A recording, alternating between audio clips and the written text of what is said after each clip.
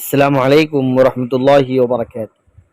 حضرت جبرائیل علیہ السلام کی تین دعائیں۔ حضرت جبرائیل علیہ السلام ایک مشہور فرشتے ہیں اور تمام فرشتوں کے سردار ہیں۔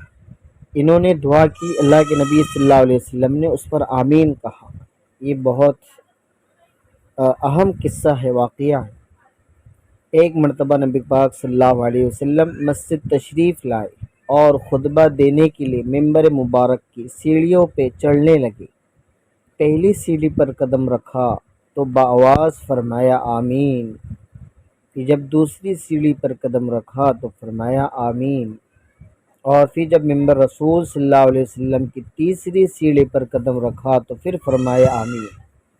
صحابہ کرام آپ صلی اللہ علیہ وسلم کے بآواز زور سے آمین کہنے پر تھوڑے حیران تھے کہ آج رحمت دو عالم صلی اللہ علیہ وسلم عام حالات سے ہٹ کر بآواز آمین کیوں کہہ رہے ہیں؟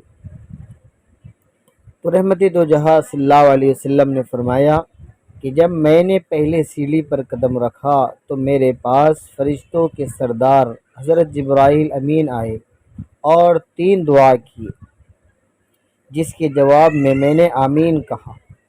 حضرت جبرائیل علیہ السلام نے کہا، اے سیدنا محمد صلی اللہ علیہ وسلم، جس نے رمضان مبارک کا مہینہ پایا اور اس کی بخشش نہیں کی گئی، اللہ اس کو اپنے رحمت سے دور کر دے۔ میں نے کہا آمین۔ یہ پہلی دعا تھی۔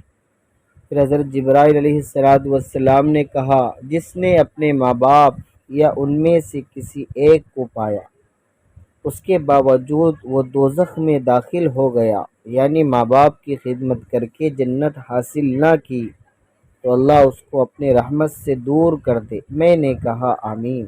یہ بد دعائیں ہیں۔ پھر حضرت جبرائیل علیہ السلام بولے، جس کے سامنے محبوب خدا صلی اللہ علیہ وسلم کا ذکر کیا جائے اور وہ آپ صلی اللہ علیہ وسلم پر درود شریف نہ بھیجے، اللہ اس کو اپنی رحمت سے دور کر دے۔ میں نے کہا آمین۔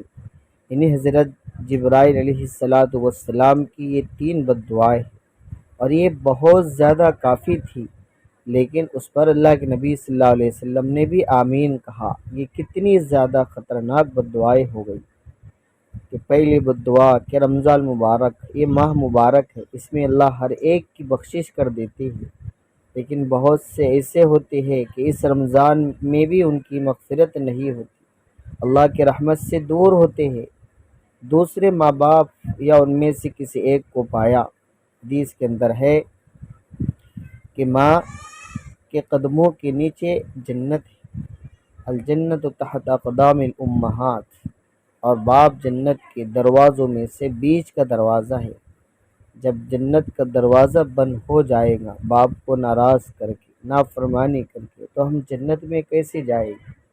تو کہا ماں باپ کو پائے اور وہ دوزخ میں داخل ہو گیا، کیونکہ اس نے ماں باپ کی نافرمانی کی، اللہ نے اس کو اپنے رحمت سے دور کر دی۔